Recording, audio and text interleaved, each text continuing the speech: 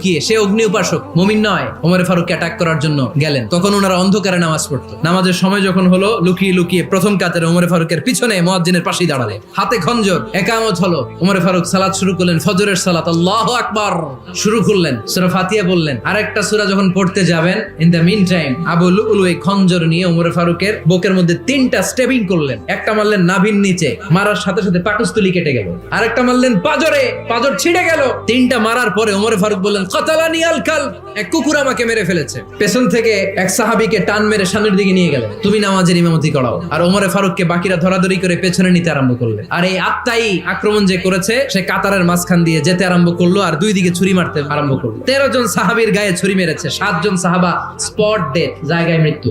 এই ভয়ঙ্কর অবস্থা দেখে এক সাহাবী বুরনুস, এক ধরনের জুব্বা আছে মাথাওয়ালা, অনেকে জ্যাকেট পরছেন না এরকম মাথাওয়ালা, লম্বা জুব্বা আছে, আরবরা শীতে পরে মাথাওয়ালা, এই মাথাওয়ালা জুব্বা বের করে এক সাহাবী জালের